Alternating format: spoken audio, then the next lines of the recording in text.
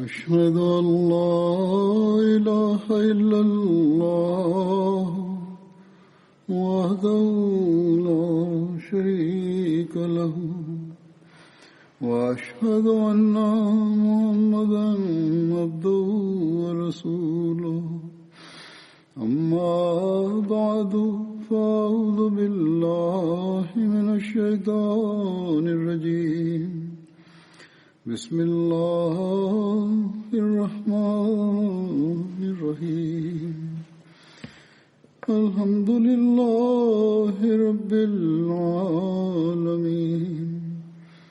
الرحمن الرحيم مالك يوم الدين إياك نعبد وإياك نستعين اهدنا الصراط المستقيم صراط الذين أنعمت عليهم غير المغضوب عليهم ولا الضالين.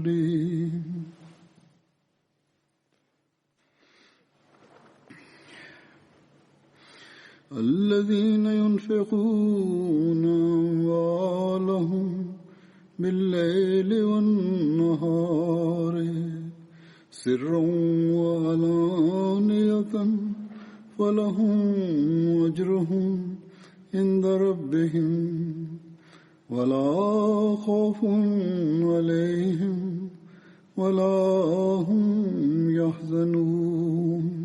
آنان که اموال خویش را در شب و روز در پنهان و آشکار انفاق می‌کنند اجرشان با پروردگارشان است، نه بیمناک می‌شوند و نه غمگین.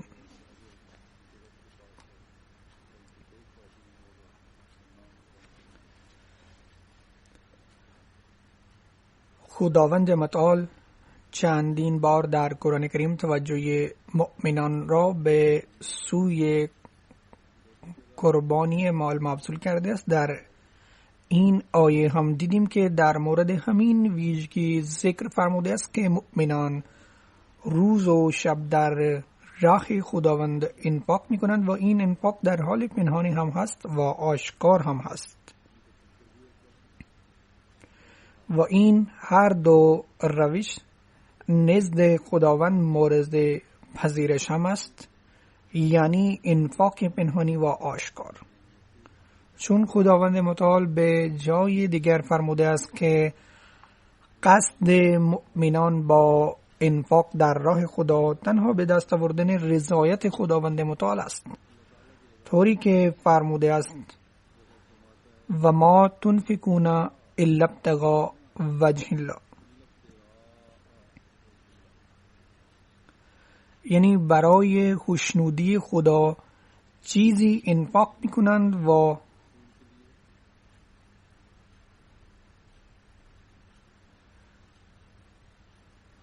جز به دست آوردن رضای خدا انفاق نمی کنند، یعنی قصد آنان رضای خداوند متعال است و نشانه مؤمن واقعی همین است که کارهای خوب انجام می دهد و در راه خداوند از مال پاک خود خرج می کند و به فکر این باشد که روز و شب کارهای خوب انجام بدهد و گاهی به طور پنهان و گاهی آشکار این کار می کند. گاهی به طور پنهانی مال خرج می کنند و گاهی به طور آشکار مال خرج می کنند. این گونه قربانی پیش خداوند مورد قبول می شود به شرط این که به دست آوردن رضای خداوند باشد. اگر منظور از این قربانی نمود و ظاهری باشد آن صورت مورد قبول نمی باشد و این گونه قربانی برگردانده می شوند. پس همان اصل روحی است که به سبب آن یک مؤمن قربانی بکند و به سبب این روح به فضل خداوند افراد جماعت قربانی می کنند.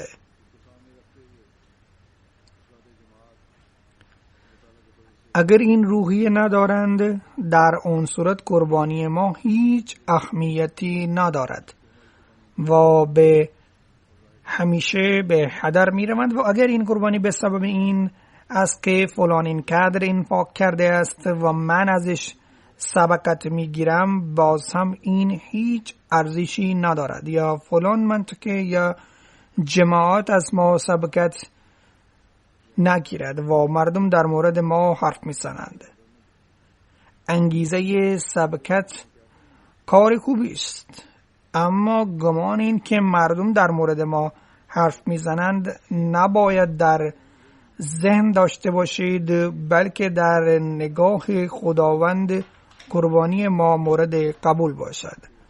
در اون صورت این روح مسابقات است، یا به سبب این اعانه میدادند که با افتخار به مردم بگویند من اینقدر اعانه دادم، یا موقع اختلاف به افراد اداری وانمود بکنند که من اینقدر قربانی مال کرده بودم و حق من این است که حرفهایم را قبول کنید، یا تسهیلات فراهم شوند. یا کسی در ذهن داشته باشد که به سبب قربانی پیش خلیفه زمان و مقامات فردی محبوب شمرده می شوم و مورد ستایش قرار می گیرم، این تمام حرفا نادرست هستند و هیچ فایده ندارد و خلاف روح قربانی است، بلکه مورد زیان قرار می گیرند. خداوند متعال می فرماید که تمام این امور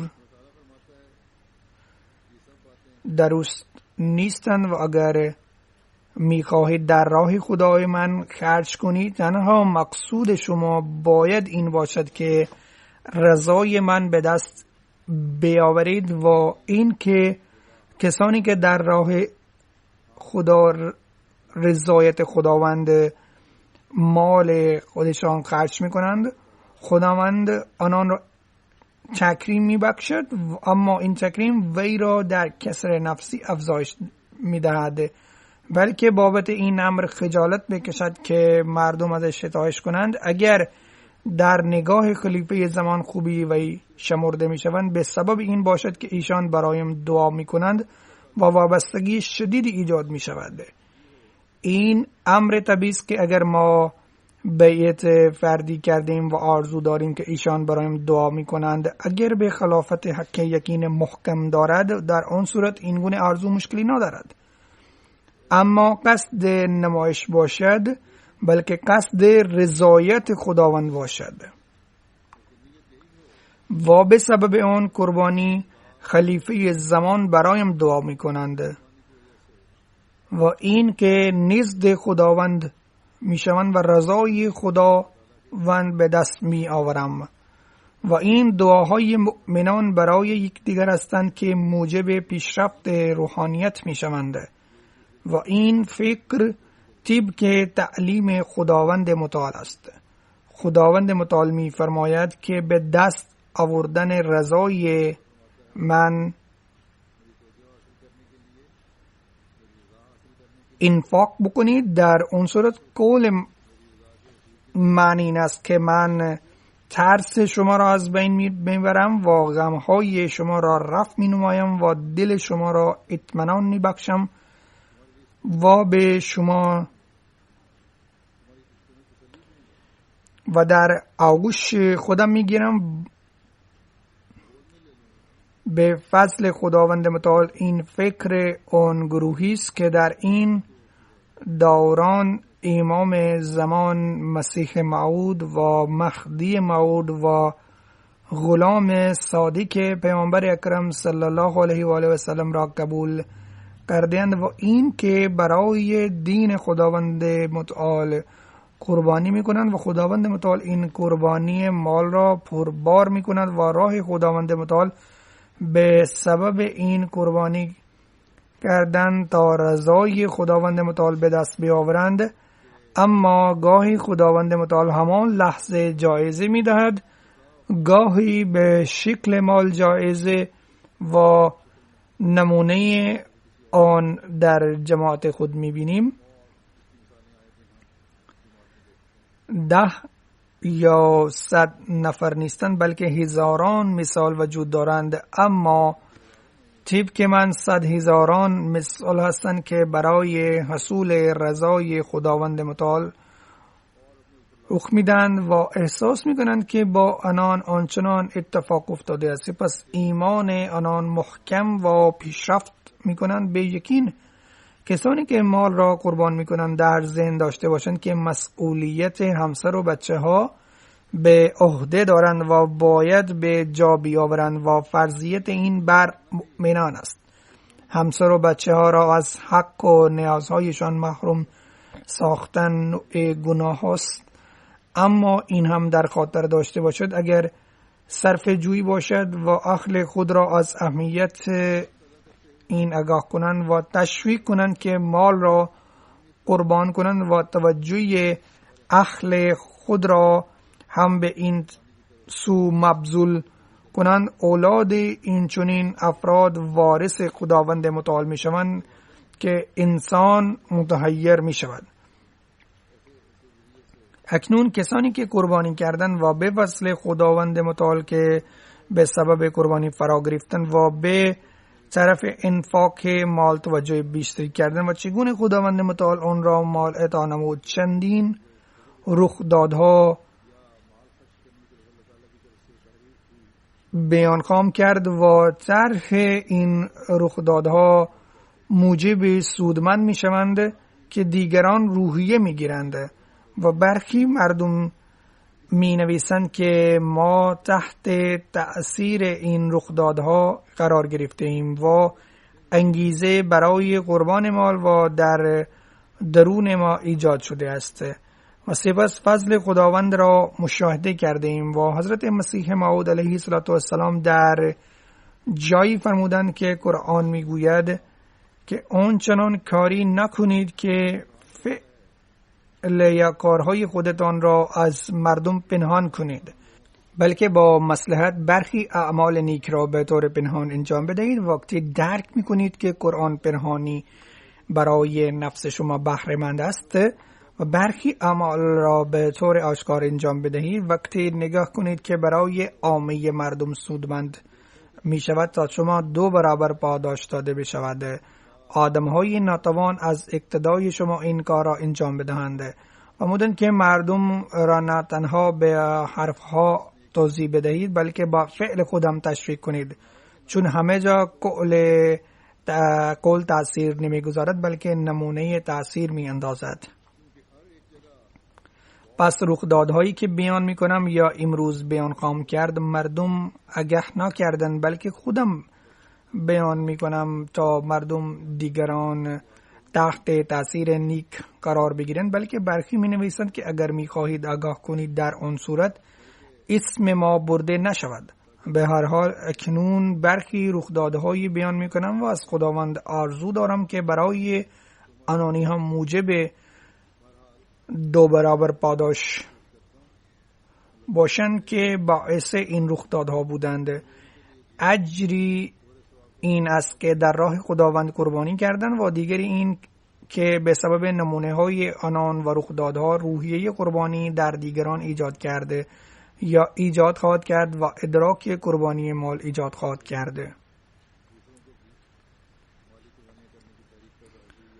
برای حصول رضای خداوند بعد از بیعت چطور جوش برای قربانی مال ایجاد شده، در مورد آن مبلغ عالمانی جناب صمد نوشتن که آخرین خطاب من در جلسه سالانه 2020 بود و در مورد فضلهای خداوند بود و یک دوست آلبانی جناب جعفر کوچی این خطاب را گوش می‌کردند و من در آن ذکر ایشان که چطور احمدیت را قبول کردن بیان کردم و جناب مبلغ سلسله نوشت که ایشان در آمد زیادی نداشتن و یک روز بعد از نماز جمعه پرسیدن که پسران احمدی چقدر اعانه میدهند و از جزئیات آنان آگاه کنید. بنابراین ایشان را در مورد سیستم اعانه آگاهی داده شد و قبلا هم آگاه کرده شده بودند. بعد از این گفتند که در همون ما یک اپارتمان خود را به اجاره داده بودند و کرایه گرفته بودند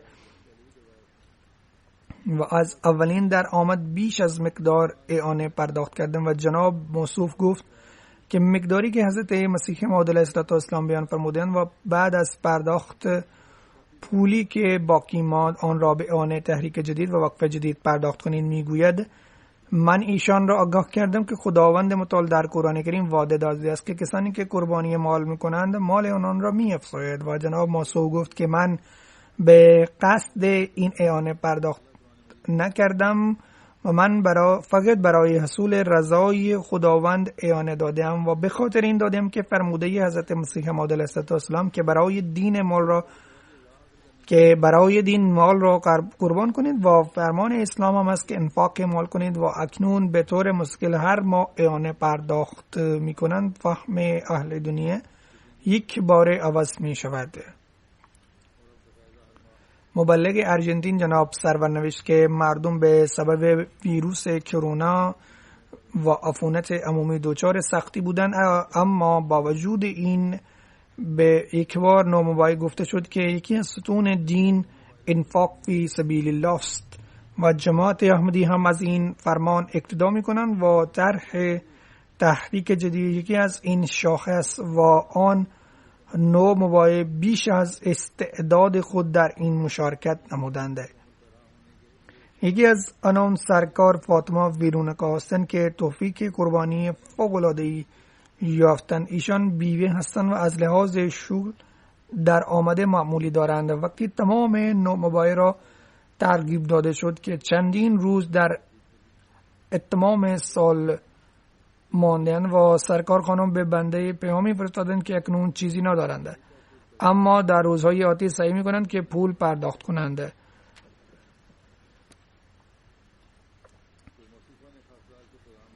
بنابراین سرکار خانم 5000 پیسوز ارژانتینی پرداخت کردند و طبق استعداد ایشان بلکه در اوضاع کنونی ارژانتین پول انگفته بود. جناب مبلغ میگویند که ما انگیزه ایشان را دیدم و به ایشان گفتند که من خیلی سپاس میگذارم. خانم پاسخ داد که سپاس مهم نیست، بلکه من با دل اسلام را قبول کردم و با ادراک اسلام را قبول کردم و یکی از دستورات اسلام این است که برای دین قربانی شود، بلکه من شرمنده هستم که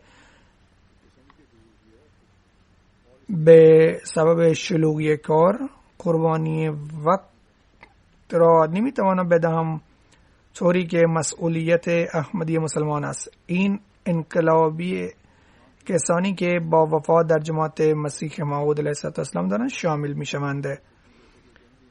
بین آنان خداوند متعال ایجاد کرده است و این که چطور رضای خداوند به دست آورده شود و چطور برای این سعی کرده شود و چطور کار مأموریت حضرت مسیح موعود علیه السلام را جلوتر ببریم.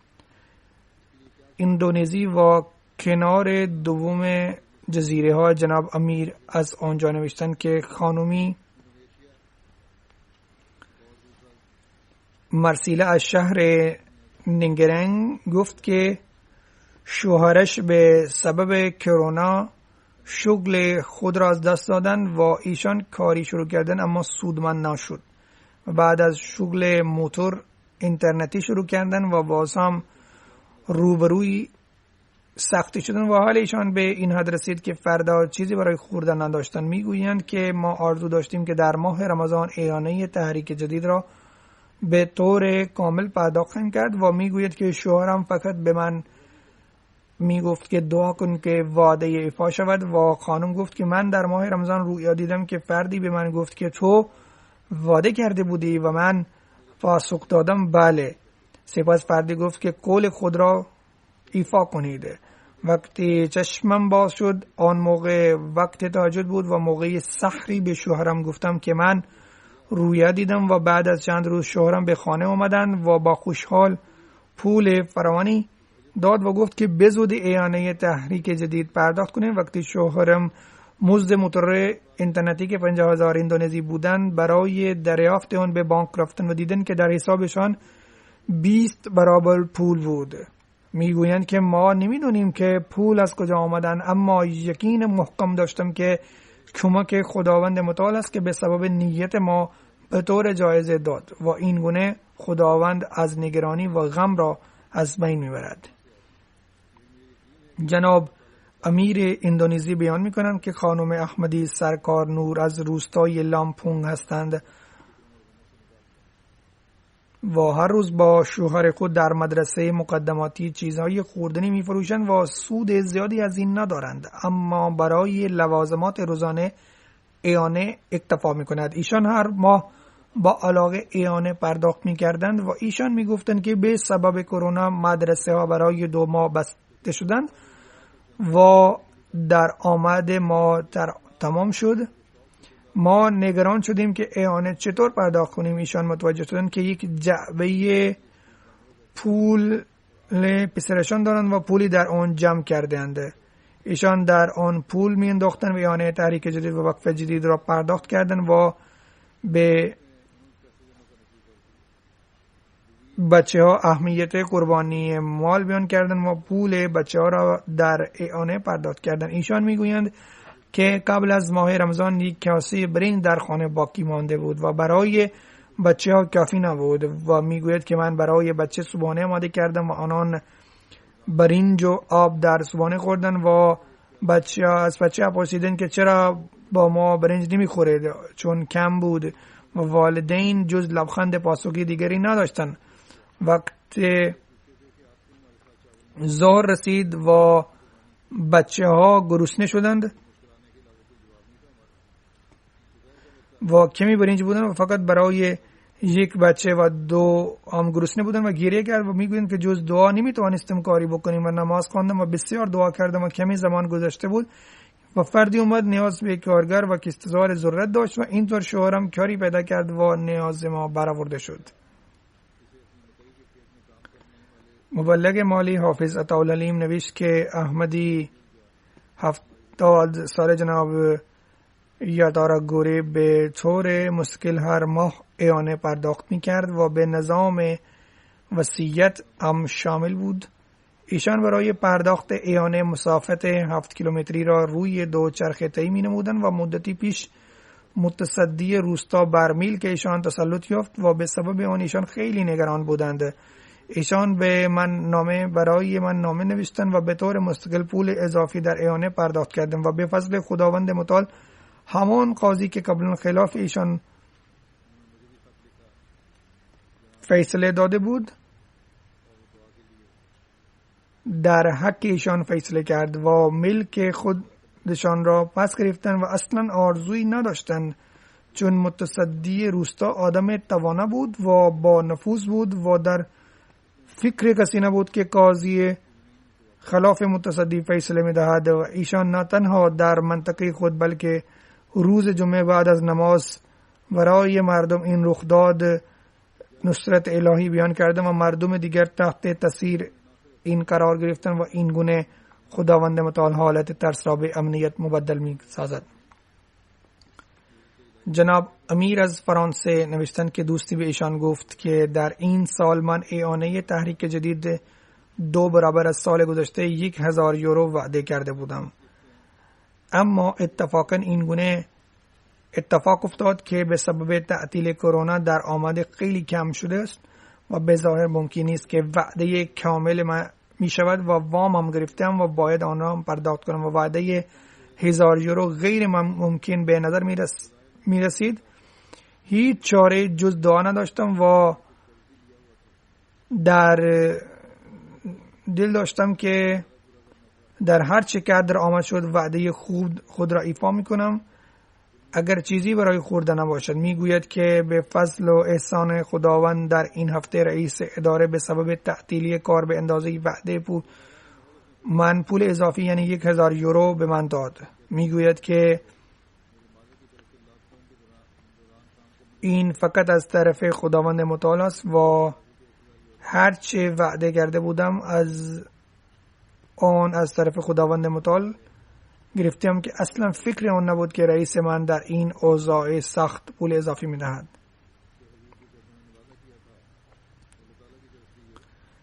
ذکر لاکداون یعنی تعطیل اینجا آمده است و آن هم میخواهم بگویم که اینجا باز هم برای 4 هفته تعطیل خواهد بود و به خاطر این امروز هیچ نمازگزار جلوی من حضور ندارد، چون آنان گفتند که شما میتوانید خطبه ایراد کنید و جز مؤذن هیچ کس در مسجد حضور نداشته باشد. یک احمدی سوری از کانادا به من نوشت که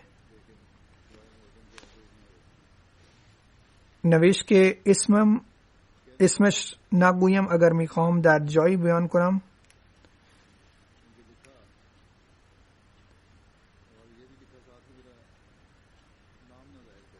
میگویند که وعده قول داده بودم که وقتی تبریک مرکز جدید اسلام آباد میگویم آن موقع $5,000 کانادایی در اعانه تحریک جدید پرداخت خواهم کرد. میگوید که در آن روزها در آمد ایشان $4,000 کانادایی بود و اوضاع هم خوب بود و ماشین جدید هم خریده بودم و شغل هم تغییر کردن و در آمد زیاد شد، اما باز هم اینقدر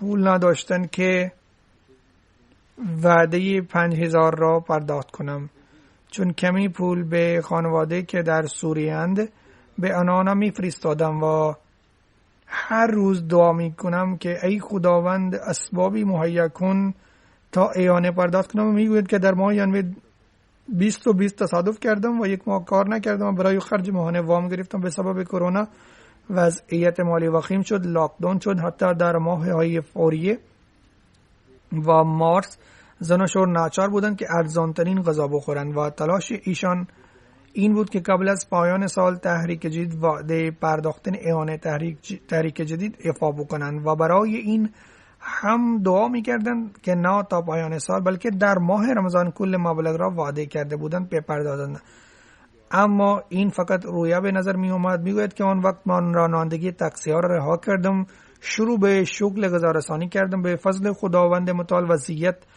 داشت بهتر می شد. سپس ما تصمیم گرفتیم و عهد بستم که قبل از پایان ماه رمضان مبلغ موعد را پرداخت خواهیم کرد تا بتوانیم مورد دعاهای خلیفه وقت قرار بشویم. سپس میگوید که دوران وقت کار را افزودم و هر روز از 11 تا 12 ساعت شروع به کار کردم. بعد از این از جاهایی در آمد شروع می شد که در مورد آن نمی دانستم و در آمد ماهواری من قریب $9,000 رسید و اینطور آنان 10 روز قبل از آغاز ماه رمضان موعد خود را پرداخت کردن. این هم می نویسد که باور دارم که اگر وعده من 3 چند زیاد از این مبلغ موعد هم باشد قبل از پایان سال آن را ادا می کردم و اون در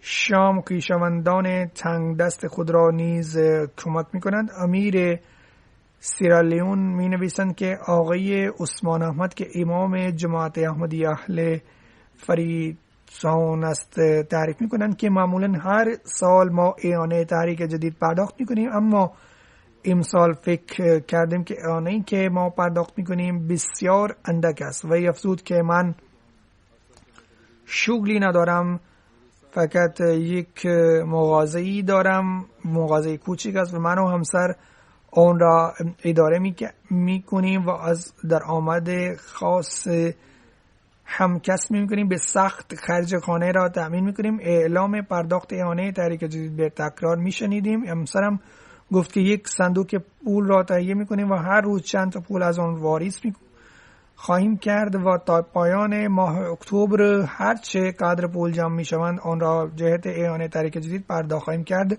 در سالهای گذشته هیچ وقت بیش از 20,000 لیون پرداخت نکرده بودیم، اما امسال به فضل خداوند متعال به این روش بیش از 200,000 لیون پرداخت کرده ام. 2 برابر دیگر من نیز از همین روش استفاده کردند و 130,000 لین پرداخت کردم و میگوید مخصوصا همسرم از این کار خیلی خوشحال است که خداوند امسال ما را برای انجام فداکاری مایل 60 توفیق داد و از پیروزی این روش معیار قربانی ما نیز بهتر شد و به فضل خدا و در آمد ما نیز افزونی پیدا کرد و اکنون روشی که خدا به ما یاد داده است آن را ادامه خواهیم کرده. جزایر مارشال یک منطقه دور دست است که از امریکا نیز فراتر است.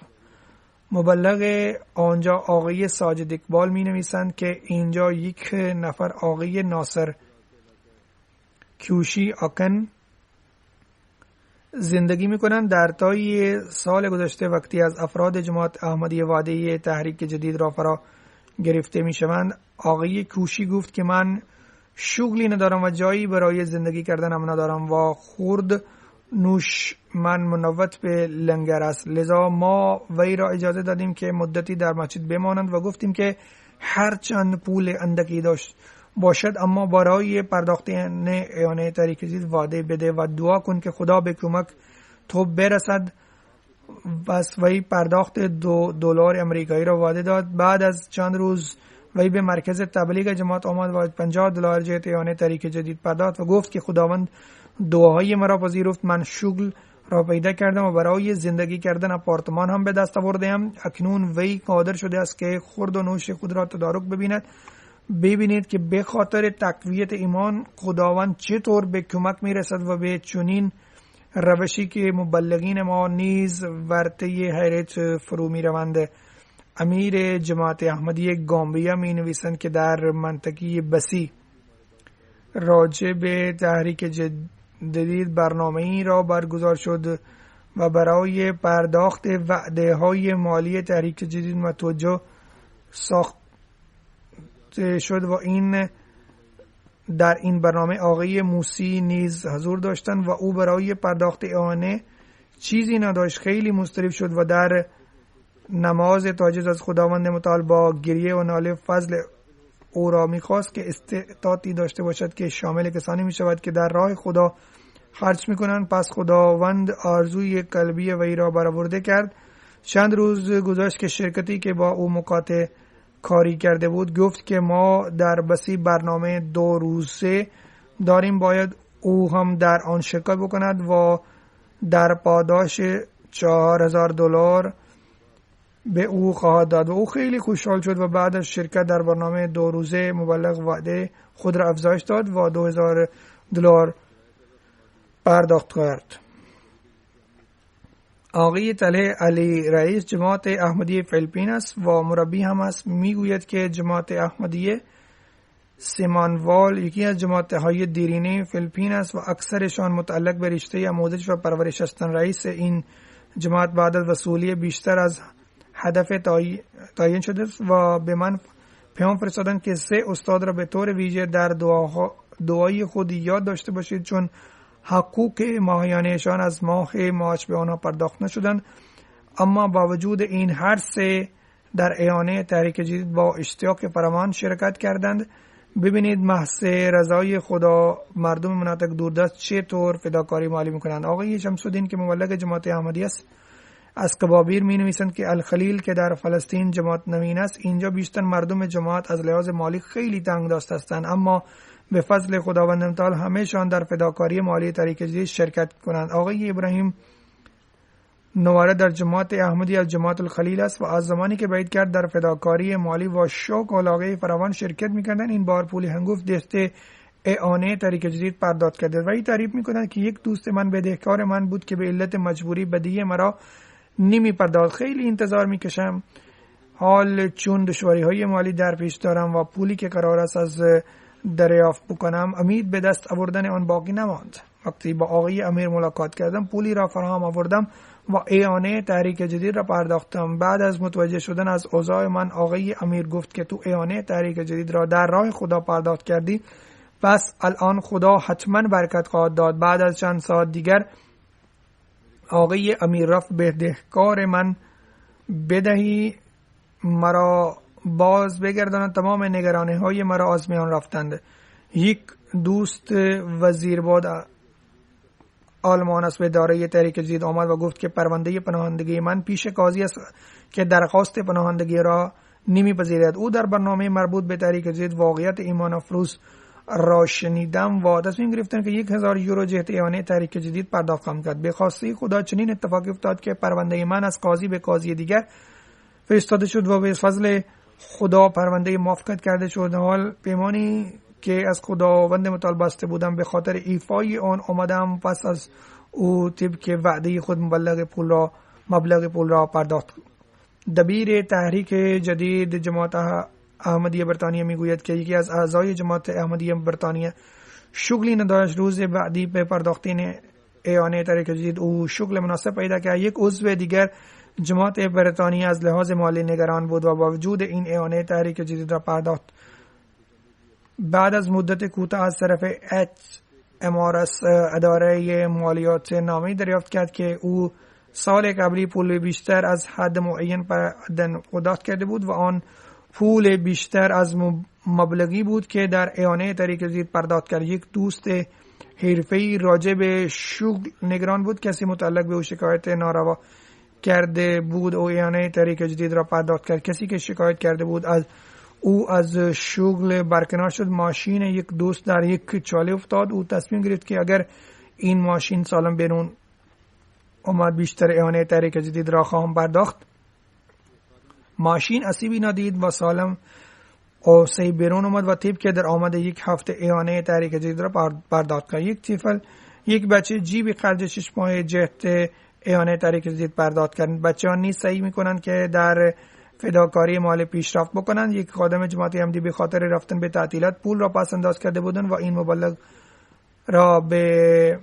این مبلغ را در اعانه تحریک جدید پرداخت کرد. رئیس جماعت احمدی باکینگهام هم می گفت که ما باید این بار حتما هدف تحریک جدید را نایل آمدیم خواه ناچار شویم و از طرف خود بیشتر بپردازیم. از قزاقستان لینار عبدالرحمن میگویند که مستمر چنده عام چنده جلسه سالیانه اعانه تحریک جدید اعانه وقف جدید را پرداخت میکنم. اینها از اقوام مختلف مردم مختلف هستند و برکت این اعانه ها این است که همسرم تحصیلات دانشکده پزشکی را پایان رسانده. در برنامه شغلی دولت کار را کسب کرد و دولت برای اقامه بچه ها قرض فراهم نمود و بچه ها در کلاس مهد کودک تحصیلات فرا میگیرند و وضعیت مالی از قبل خوبتر شده است. من 2 تا ماشین دارم و حال تصمیم دارم که خانه شخصی را بسازم. این همه مدیون فضل خداوند و پرداختن آنه است. قبلا ما در آپارتمان اجاره کرده زندگی می کردیم و وضعیت مالی وخیم بود، اما اعانه را می پرداختیم و در پاداش آن خداوند بر ما بسیار افضال نازل فرموده است. آقای محمد حسن مربی جماعت احمدی از گینه بیساو می نویسند که یک دوست احمدی آقای محمد ابراهیم می گوید که وقتی در سال گذشته من حضور ایده الله تعالی اعلام سال نوین تحریک جدید را کرده بودم و ای آن روز در خطبه اعلام را شنید و در صندوق تحریک جدید کل پرداخت مبلغی را داد و تصمیم گرفت که هر ماه قسمتی از آن پرداخت خواهم کرد. پس همین روش را ادامه داد. اما در ایام کرونا ویروس آمده میگوید آن وقت نگران شدم. هنگامی که سال تحریک جدید نزدیک بود که به پایان برسد بیشتر نگران شدم و میگوید که من دعا را ادامه میدادم. یک صبح کسی به من زنگ زد و از هم پرسید آیا میتوانی بلوک های ساختمانی را بسازی. من بلا فاصله موافقت کردم و پس در حال خانه نشینی شغل را پیدا کردم و اینطور خداوند برای ایفای عهد وسیله فراهم آورد و مشکلات مالی به علت لاکداون مواجه آن شده بودم از بین رفت.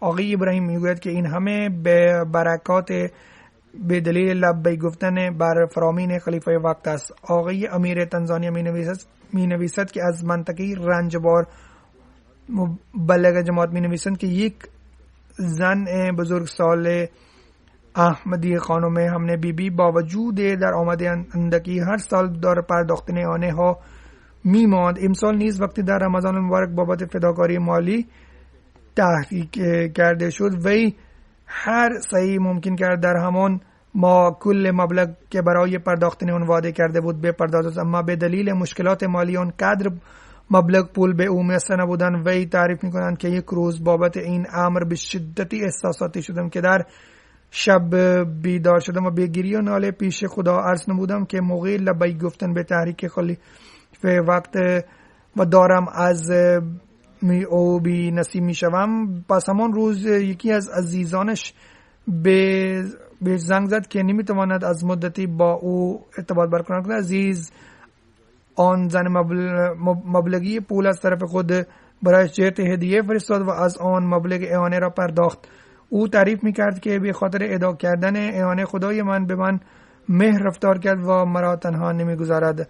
از قادیان آقای وکیل المال می نویسند که یک دوست از جماعت احمدی کرولایی استان کرلس که اعانه طریق جدید از او مبلغ 500,000 روپیه است و او به خاطر خرید کردن موبایل شرکت نمود.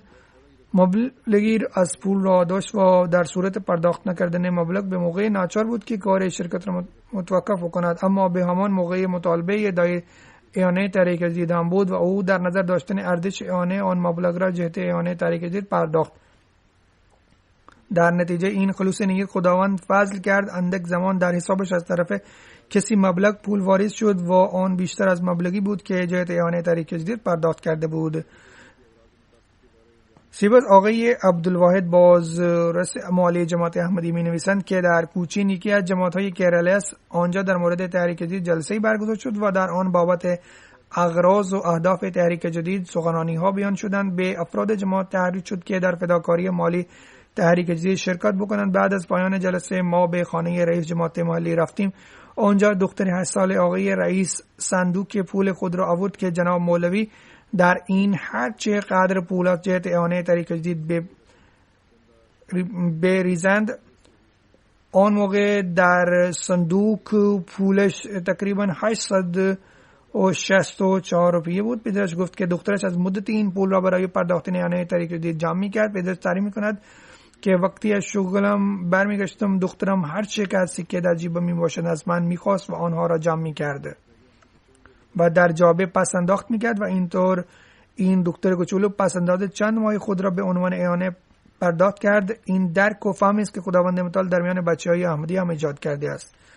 افراد تازه احمدی بعد از وحید چقدر دغدغه فداکاری دارند. آقای صمد از آلبانی می نویسند که یک احمدی روستایی آقای دالیب جورجی روزی پس از نماز جمعه با من ملاقات کرد و وی بازنشست کرد و وجود درآمد معمولی هر ماه به طور مرتب اعانه پرداخت میکنند. وی ماشین نداره و وسایل نقلیه عمومی به نماز جمعه می آید و الان به دلیل بیماری واگیردار کرونا بعد از مدت طولانی آمده بود و پس از جمعه به من گفت روی دلم واریست که از این همه ماها اعانه پرداخت نکردم و با خود اعانه 8 ماه را آورده بود و غیر از اعانه عام اعانه های صندوق تحریک جدید و صندوق وقف جدید را هم پرداخت کرد.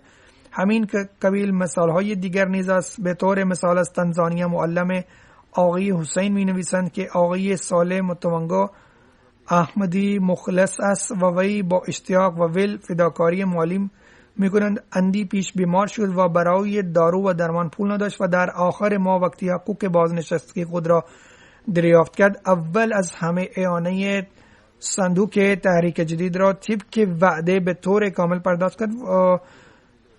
من سعی کردم که او را متقاعد کنم که اول خود را دارو درمان کن، بعد از این وعده خود را وفا کن، اما وی گفت ذات خدا شفا دهنده است، لذا اول من وعده‌ای که با او کردم و را وفا خواهم کرد و سپس به درمان خود می‌پردازم. عجب سطح فداکاری از آدم شگفت زده می شود. خداوند متعال چطور در این افرادی از نکات دور و درازی که تازه به جماعت ملحق شدن این اهمیت فداکاری مالی تفهیم نموده است و در آنها پس از بیت و حضرت مسیح موعود علیه السلام انقلاب ایجاد کرده است.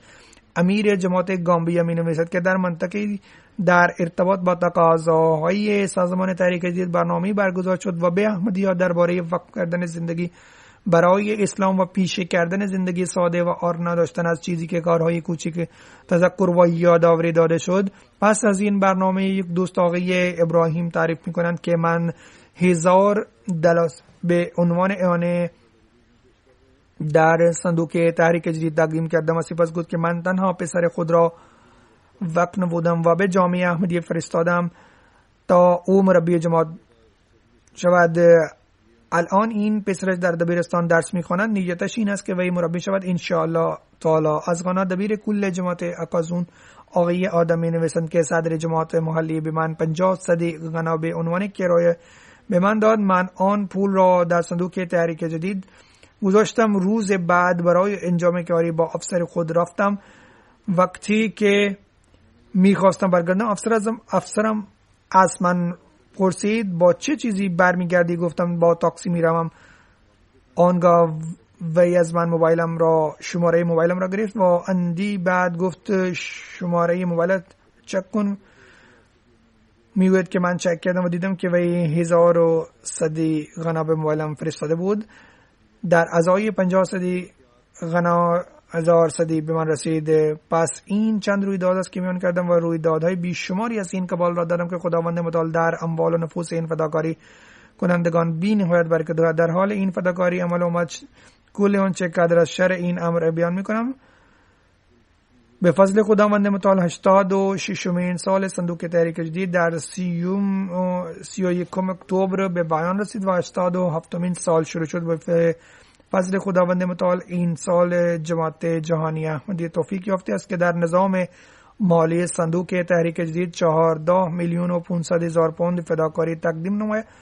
این مبلغ نسبت به سال گذشته 882,000 پوند بیشتر است. امسال از جماعت‌های جهان جماعت آلمان اول است. اوضاع پاکستان به لحاظ اقتصادی و سیاسی هر روز بدتر می‌شوند، اما جماعت‌های پاکستان نه در برابر جماعت‌های جهان ولی به طور عمومی به لحاظ کشور خود در عرض محلی بسیار زیاد پیشرفت کرده‌اند و فداکاری نموده‌اند. خداوند متعال در تمام کشورهایی که اوضاع اقتصادی و سیاسیشان هم به هم ریخته است صلح و امنیت برقرار کند و اوضاعشان را بهتر بکند تا مردم آنجا هم توفیق پیدا کنند که بیش از پیش فداکاری کنند و در هر صورت به لحاظ مجموعی آلمان رتبه اول کسب کرده است و سپس به ترتیب بریتانیا، انگلیس یعنی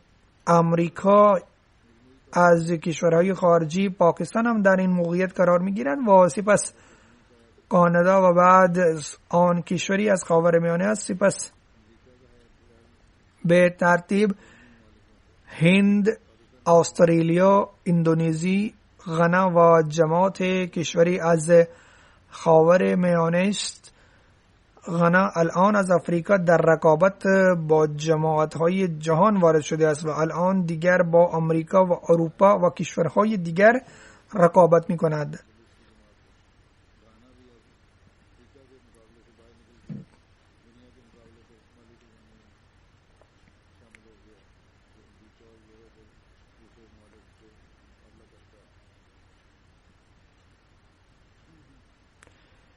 همینطور به لحاظ پرداخت فردی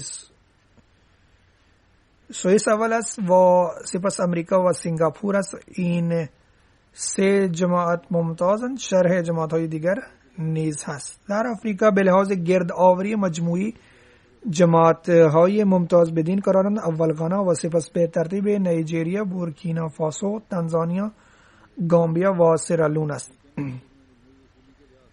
در اینجا میگویم که جماعت سیرالئون از جماعت‌های بزرگ و قدیمی است. در اینجا آقای امیر و مسئولان مربوط باید تلاش کنند که اعضای جماعت را به فداکاری مالی متذکر شوند. اینان اگر به درستی افراد جماعت را تذکر دهند اعضای جماعت آماده فداکاری می شوند. پس اینان باید کمی توجه کنند. سپس بنین است. در آنجا به فضل خدا بسیار تلاش و کوشش کردند. در نیجر و بنین به لحاظ پرداخت فردی اضافی چشمگیری شده است. در بنین 6 برابر و در نیجر 8 برابر در ارز محلی اضافه شده است. با وجود اینکه به سبب شرایط روزگار تعداد اعانه دهندگان کم بود، اما مبلغ مجموعی از پارسال بیشتر است. تعداد تمام شرکت کنندگان در صندوق تحریک جدید 1,600,800 نفر است. در آفریقا کشورهایی که در خور ذکرند تعداد اعانه دهندگان را امسال نسبت به گذشته اضافه کردند. بدین قرار غنا اول است، سپس به ترتیب بورکینافاسو، مالی، سنگال، گامبیا، کنگو، کنشاسا، تنزانیا، لیبریا، کینیا، آفریقای مرکزی، سانتو کنگو، برزیل و زیمبابوه است. در جماعت‌های دیگر جماعت بنگلادش، آلمان، کانادا، هند، استرالیا، بریتانیا هم تعداد اعانه دهندگان بسیار بیشتر از قبل شده اند. حسابهای دفتر اول به فضل خداوند متعال متعلق به 5927 است و از آنها 33 نفر در قید حیاتند و آنها خودشان اعانه خود را پرداخت می کنند و حساب 3119 توسط وارثان حسابداران جاری است و ما باقی 2775 حساب توسط افراد مخلصی جماعت است.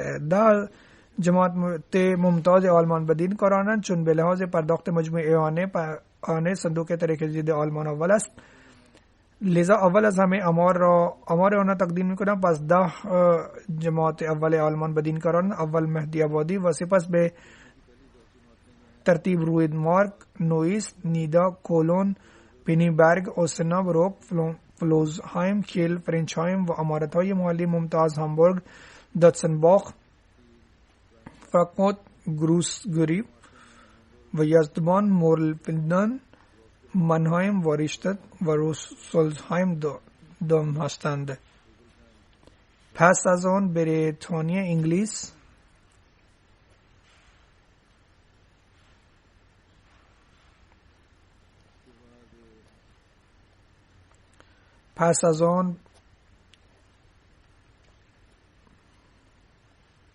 بریتانیا رتبه دوم را کسب کرده است. رتبه بندی جماعت‌های بریتانیا به دین قرار است. اول منطقه بیت الفتوح و سپس به ترتیب منطقه مسجد فضل، منطقه اسلام آباد، منطقه مدلنز، منطقه بیت الاحسان. به لحاظ پرداخت مجموعی جماعت ممتاز بریتانیا به شهر زیرن، الدرشاد، اسلام آباد، مسجد فضل و وستر پارک، برمنگم جنوبی، جلینگهم پتنی، چیم جنوبی، برمنگم غربی و چیم به لحاظ گرد آوری مجموعی 5 جماعت کوچک بدین کاران: سپین، ویلی، کتلی، سوانزی، ویلز شمالی، همتم شمالی. سپس امریکاست، ولی به نظرم اول امار پاکستان رو بیان میکنم. امتیازهایی که در جماعت های پاکستان شرح آن بدین قرار است که جماعت لاهور اول است، ربوه دوم و کراچی رتبه سوم را کسب کرده است. به سطح بخش جماعت هایی که بیشتر فداکاری کردند، دا بخش اول بدین ترتیبند: اسلام آباد، سیالکوت، گجرات، گوجرانواله، حیدرآباد، میرپور خاص، فیصل آباد، توبه تکسنگ، عمرکوت، چکوال و کوتلی باید اینجا جداگانه نوشته شده باشند.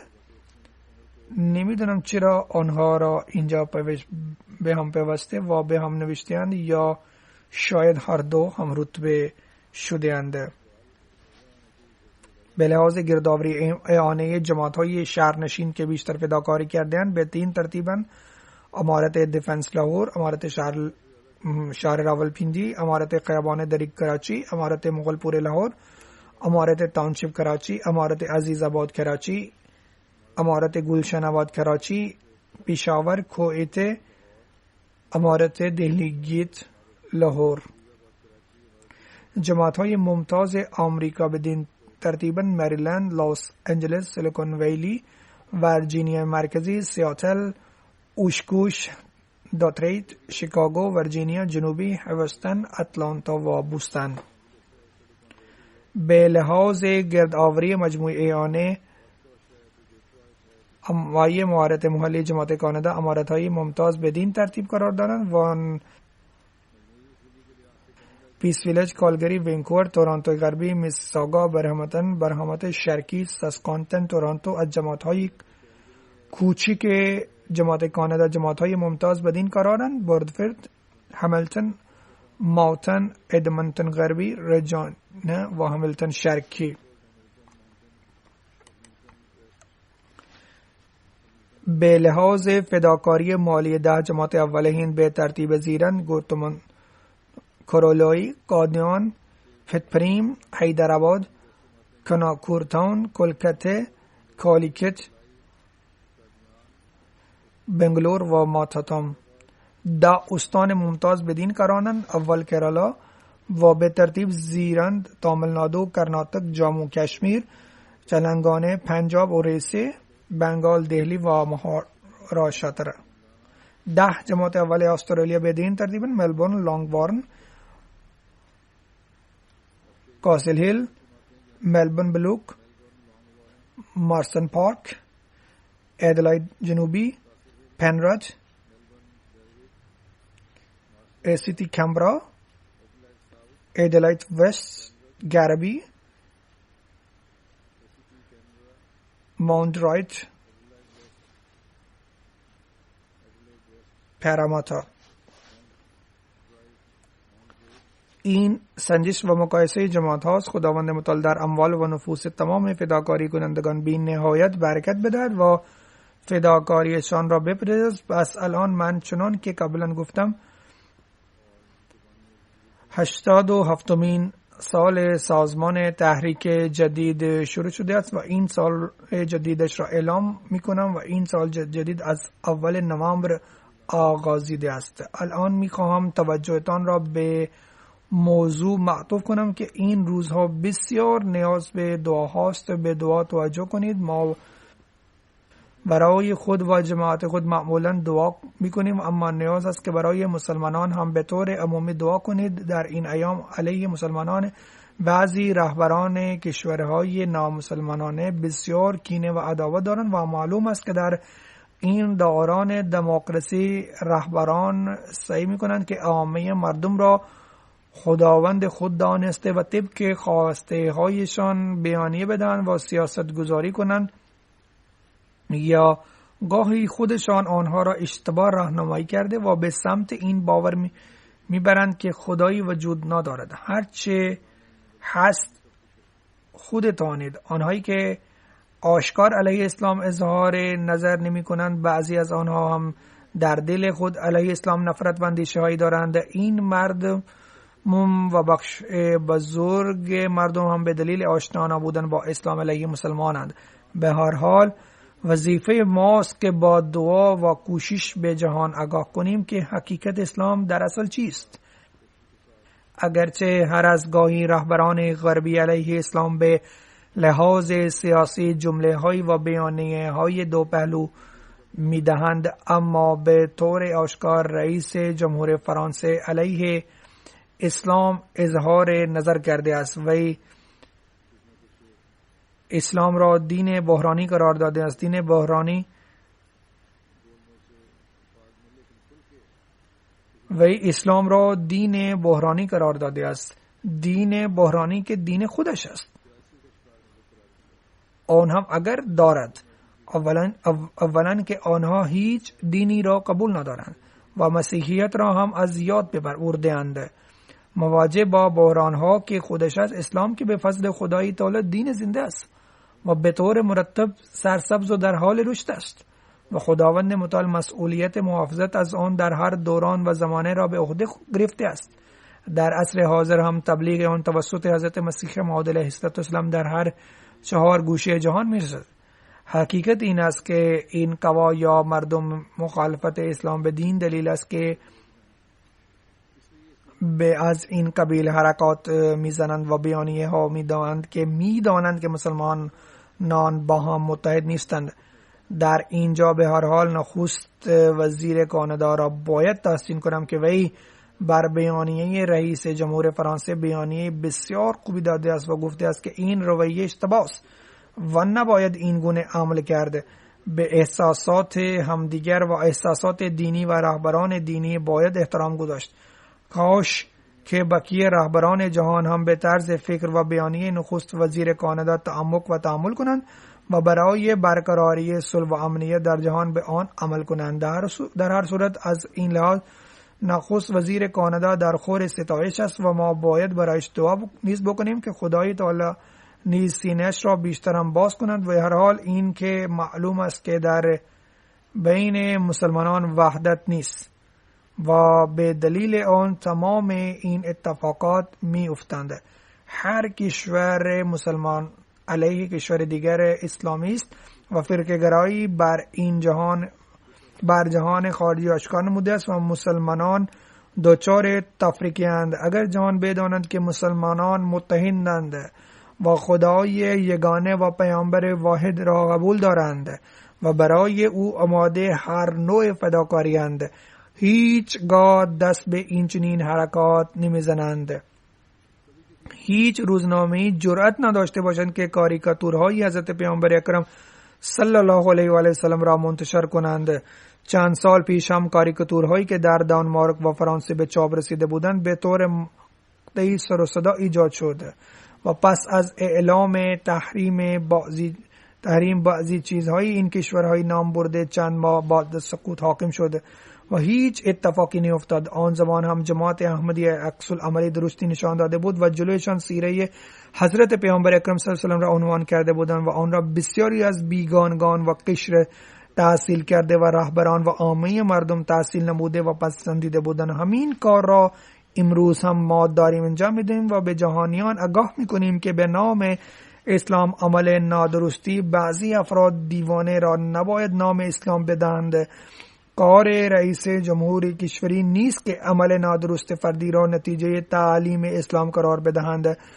اسلام را دین بحرانی بنامد و این گونه مردم خود را بیشتر تحریک کنند که ما با آنها سر جنگ داریم و این جنگ را ادامه بدهیم. این مرد را به عمل نادرستی هم خود اینان تحریک میکنند. من قبلم هم این بیانیه داده بودم که کشیدن کاریکاتورها یا به هر شکلی به حضرت پیامبر اکرم صلی الله علیه و آله تعیین کردن را هیچ مسلمان با غیرت نمیتواند تحمل کنند و این حرکات احساسات بعضی مسلمانان را میتواند برانگیزد و برمیانگیزد و در نتیجهش اگر کسی عملی خلاف قانون مرتکب شود یا قانون را بشکند آنگاه مسئول آن این مردم نامسلمانان و این حکومت ها هم هستند یا موجبش این با به ظاهری آزادی هم است که آن را آزادی اظهار نام میدهند. در هر صورت این جهان نامسلمان است که احساساتشان را تحریک میکنند. من آن زمان هم وقتی این مسئله را مطرح کرده بودم در یک سلسله خطبه ها عکس العمل درستی را توضیح داده بودم که در این گونه موارد چگونه باید عکس العمل نشان بدهیم و آن خطبه ها اثر خوبی بر مردم گذاشته بود و ما هنوز هم این روش را به طور مرتب ادامه میدادیم و ادامه میدهیم. سپس وقتی که سیاستمداری هلندی علیه حضرت پیامبر اکرم صلی الله علیه و آله بیانیه داده بود آن زمان هم من در هلند خطبه ایراد کرده بودم و در آن او را از عذاب الهی برحذر نموده بودم و در نتیجهش وی به دولت هلند درخواست داده بود که من به او تهدید به مرگ کردم و درباره من از دولت هلند تقاضا کرده بود که ورودم به هلند را تحریم کنند بلکه بر من پرونده دادگاه تشکیل داده بود. پس به هر حال ما که تا جایی که میتوانیم در چارچوب قانون به هر حرکتی که علیه اسلام و مقام و مرتبت حضرت پیامبر اکرم صلی الله علیه و آله به عمل می آید پاسخ میدهیم و همیشه پاسخ خواهیم داد و آن تاثیرگذار هم است و ما همین راه حل را ادامه خواهیم داد که در چارچوب قانون باید هر گامی را برداشت و مهمتر از همه بر حضرت پیامبر اکرم صلی الله علیه و سلم درود و صلوات بفرستیم و دعا کنیم و در چندین خطبه گذشته من به این موضوع متذکر شدم و با وجود این که علمای غیر احمدی علیه ما بیانه های تندی میدهند و ما در دفاع از اسلام در پرتوی تعلیم حقیقی اسلام کار خود را ادامه خواهیم داد انشاءالله و داریم کار خود را انجام میدهیم. با کشتن یک یا دو یا 4 نفر شور و جوشش موقع خاموش می شود اما این راه حل همیشگی نیست. امت مسلم اگر خواستار راه حل همیشگی این مسئله است باید همه متحد شوند. در پاسخ به بیانیه رئیس جمهور فرانسه رئیس جمهور ترکیه پاسخ داده است و یکی دو کشور دیگر هم عکس العمل نشان داده اند اما این به آن مقدار تأثیر گذار نیست که عکس العمل واحد تمام مسلمان می تواند باشد. اگرچه این گفته می شود که در اثر این عکس العمل رئیس جمهور ترکیه رئیس جمهور فرانسه بیانیه خود را تغییر داد و کمی نرم کرده است و منظورش این نبود بلکه منظور چیز دیگر بود، اما در کنار آن بر این سخن خود برقرار ماند که آنچه ما انجام می‌دهیم درست است. اما اگر 54 کشور هم صدا شده و حرفی میگفتند و در اون صورت وی به اگر مگر نمی افتاد، انگاه رئیس جمهور فرانسه مجبور به عذرخواهی می شد و تسلیم می گشت. به هر حال در اینجا به طور مختصر این قدر می خواستم بگویم که دعا کنید که کشورهای اسلامی حداقل در برابر نامسلمان متحد شدن و صدا بلند کنند و آنگاه می بینید که عکس العمل مسلمانان چقدر تاثیرگذار است. ما که کار خود را انجام می دهیم و انجام خواهیم داد انشاءالله. وظیفه پیروان مسیح محمد این است که تعالیم زیبایی اسلام در جهان نشر و گسترش دهند، صورت زیبایی حضرت پیامبر اکرم صلی الله علیه و آله را به جهان نشان بدهند تا آن زمان ننشینند که تمام جهان را زیر پرچم حضرت پیامبر اکرم صلی الله علیه و آله در بیاورند و به جهان آگاه کنند که بقایای آنها منوط به این است که خدای واحد را بشناسند و ظلم و ستم کردن را ترک بگویند. مدتی پیش در ایام همین بیماری واگیردار کرونا من به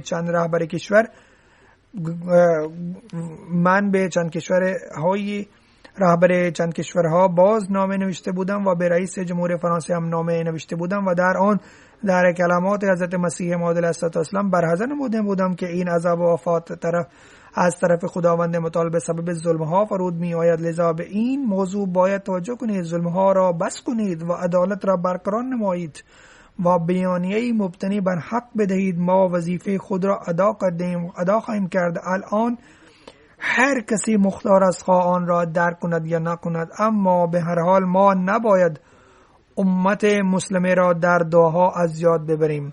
خداوند متعال به آنها توفیق بدهد که غلام صادق حضرت پیامبر اکرم صلی الله علیه و آله را بشناسند و جهانیان به طور عمومی هم باید باندیشند که اگر همین گونه از خدا دور شدند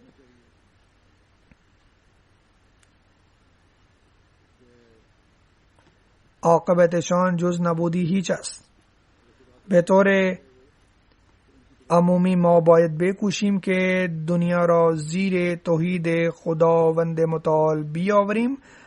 در آوردن زیر پرچم حضرت پیامبر اکرم صلی الله علیه وسلم هدف تحریک جدید است. خداوند متعال به ما توفیق آن عطا کند. علاوه بر این برای اوضاع عمومی جهان هم دعا کنید. وقتی از این بیماری نجات پیدا شود مبادا آفتی دیگر به صورت جنگ بر آنها نازل نشود و آنها به سرعت دارند به سمتشان می روند. خداوند متعال جهان را عقل و فهم بدهد و آنها خدای واحد را شناخته و حقش را ادا بکنند.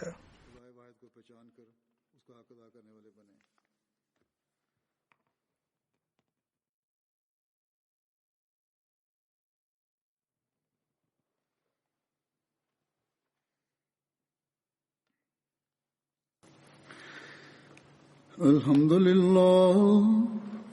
لله نحمده ونستعينه ونستغفره ونؤمن به ونتوكل عليه ونعوذ بالله من شرور أنفسنا ومن سيئات أعمالنا. من يهده الله فلا مضل له ومن يهده الله فلا مضل له ومن يضلل فلا هادي له. ونشهد أن لا إله إلا الله ونشهد أن محمدا عبده ورسوله. عباد الله رحمكم الله إن الله يأمر بالعدل والإحسان وإيتاء ذي القربى وينهى عن الفحشاء والمنكر والبغي يعظكم لعلكم تذكرون. اذكروا الله يذكركم وادعوه يستجب لكم ولذكر الله أكبر